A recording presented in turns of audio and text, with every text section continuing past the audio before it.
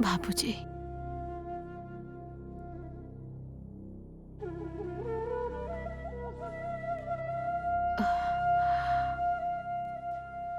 दादाजी, जब मैं छोटा था, डॉक्टर अंकल मुझे हॉस्पिटल से घर लेकर आ गए थे और कुछ दिनों के बाद वो गांव भी लेकर गए। विनोद अंकल अब नहीं रहे। फिर फागू को लेकर वो काठमांडू चले गए। उनसे मुलाकात नहीं हुई। कुछ दिनों के बाद आंटी को हम डॉक्टर अंकल के घर ले आए, लेकिन आंटी को पुरानी बातें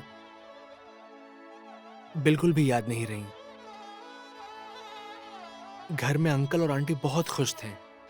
मुझे स्कूल भेजना, मेरा ख्याल रखना, मेरे लिए वो सब कुछ करते थे। लेकिन समाज अंकल और आंटी के बारे में बहुत गलत सोचने लगा।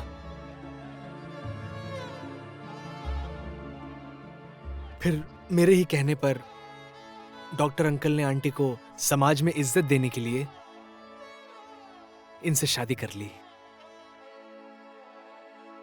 तुम्हारे बगैर मैं कैसे जिया हूं पता है?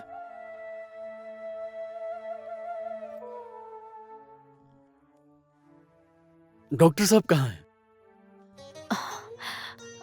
वो सेमिनार के लिए दिल्ली गए हुए हैं। 1 हफ्ते बाद आएंगे। उन्होंने कहा वहां से आने के बाद सीधा हमसे ही मिलने आएंगे बाबूजी। पक्की बात है ना? जी बाबूजी। डॉक्टर साहब को मुझे धन्यवाद देना ही होगा। और प्रेम, मैंने तुम दोनों के बचपन के प्यार को अनजाने में जुदा कर दिया था। मुझे माफ करो। ऐसा मत कहिए मुझे दादाजी। माफ करो। अब प्रेम की शादी अपनी फागू के साथ होगी।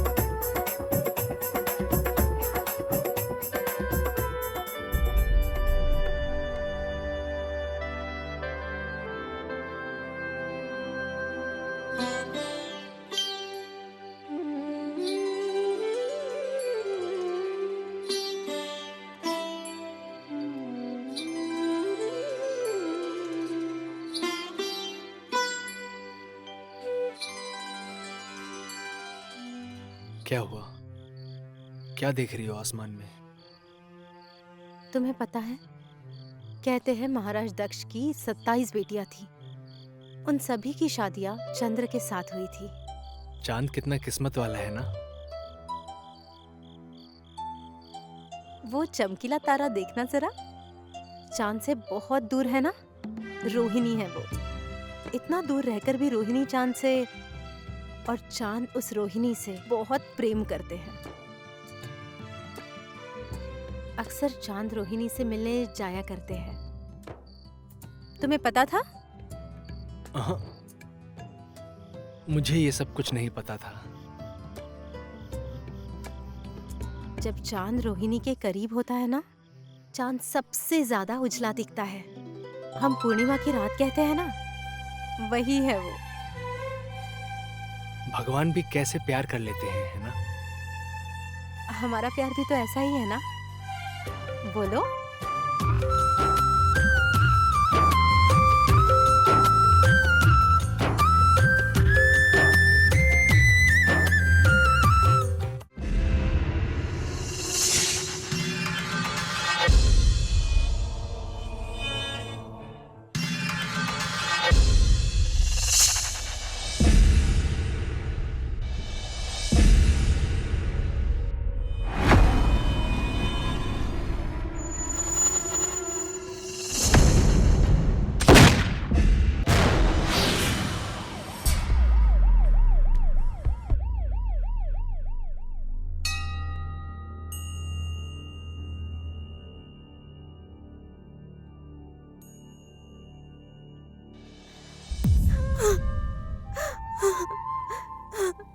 मैंने आज तक जितने भी लोगों से प्यार किया है, उन सबको खो दिया। क्यों होता है ऐसा मेरे साथ? पहले मेरे पापा, फिर माँ, और मेरे ना चाहते हुए भी मेरे दादाजी से इतना दूर रखा मुझे। मेरे माँ से तो मिलवा दिया आपने, लेकिन मेरे बचपन के प्यार को क्यों मुझसे अलग करना चाहते हो?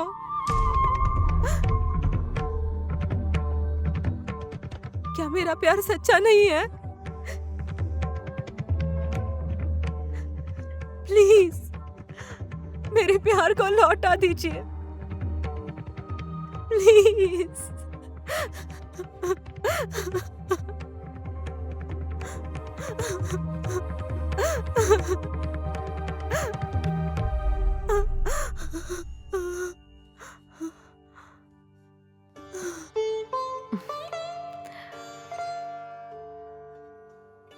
प्रेम को होश आ गया है, अब वो ठीक है। ये सब तुम्हारा प्यार, भगवान का आशीर्वाद और डॉक्टर के प्रयास से हुआ है। बेटी, तुम्हारा प्यार सिर्फ एक जन्म का नहीं है, इसलिए भगवान भी तुम दोनों को एक दूसरे से अलग नहीं करना चाहते हैं।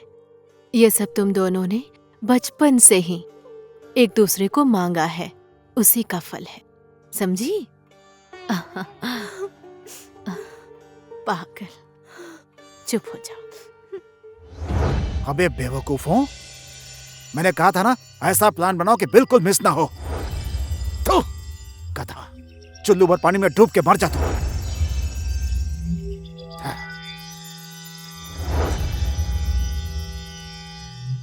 तूने तो मेरी राजनीति, मेरी प्रतिष्ठा, मेरी इज्जत सब पानी में बहा दिया। अब मैं बनाऊंगा प्लान। तुम लोगों ने प्रेम को मारने की कोशिश की थी, इस बारे में पुलिस को पता चल चुका है। इसीलिए तुम लोग तब तक अंडरग्राउंड रहोगे जब तक मेरा प्लान सक्सेसफुल नहीं हो जाता। मेरी बात समझ गए?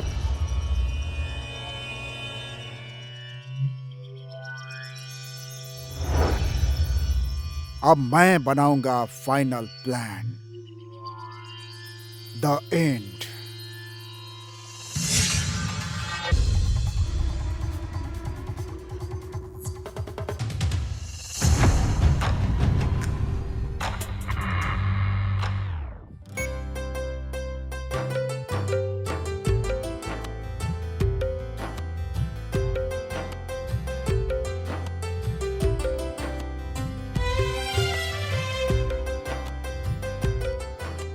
Thank you. आज कई सालों बाद हमारे परिवार के सब लोग एक साथ हैं। इस साल होली बहुत अच्छी तरह से खेलेंगे डॉक्टर साहब।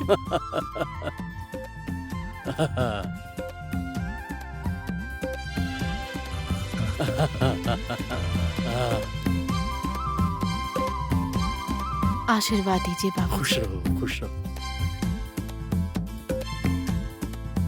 हैप्पी होली दादाजी।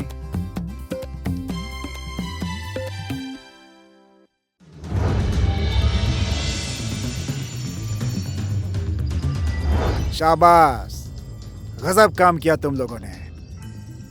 आज से मेरी जिंदगी की नई शुरुआत होगी और इन सब की मौत होगी। बहुत बड़ी गलती कर दी मैंने। तो जैसे सांप को दूध पिलाकर आज मेरे ही परिवार को डस रहा है। कुबेर सिंह, दिन सबका आता है, इस बात को मत भूलना तुम।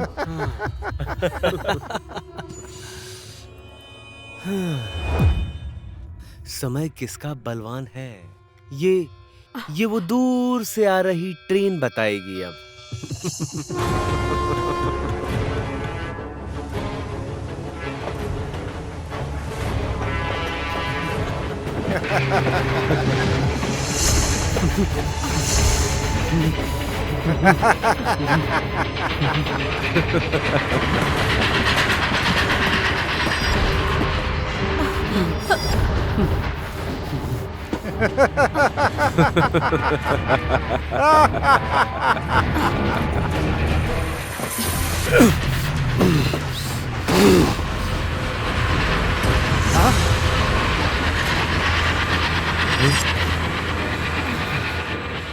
जिसने मुसीबत के समय मदद की उन्हीं का घर बर्बाद कर दिया। कितनी घटिया सोच है तुम्हारी कुबेर सिंह। कम से कम भगवान से तो डर तू जैसे नेता के ही कारण आज नेपाल और नेपाल की राजनीति बदनाम हो चुकी है। मार डालो इस डॉक्टर को।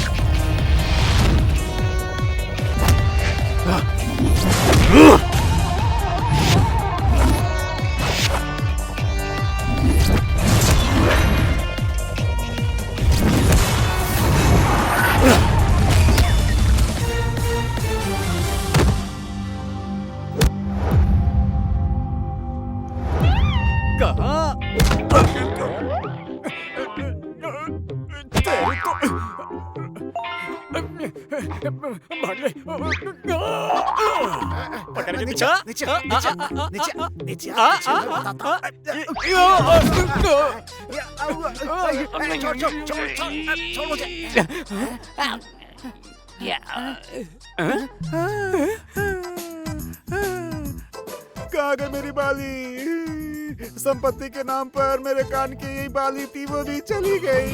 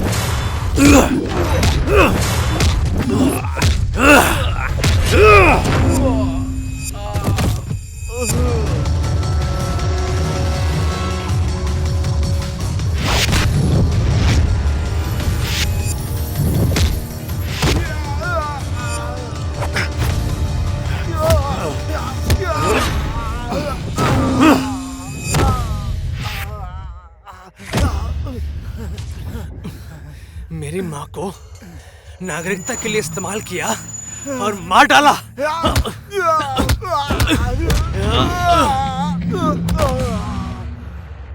वेश्या कहेगी। फिर से बोल,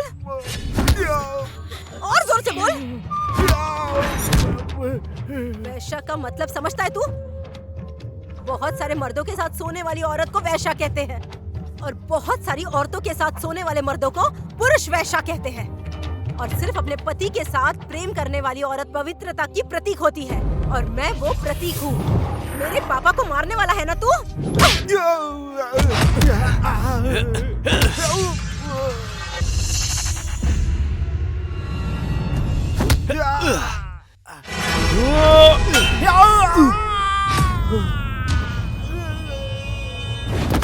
बाबूजी।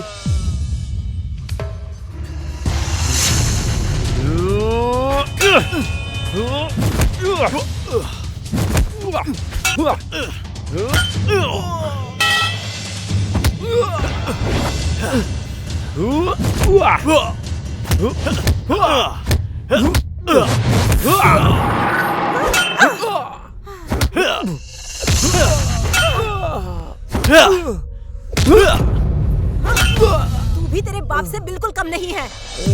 जैसा बाप वैसा बेटा।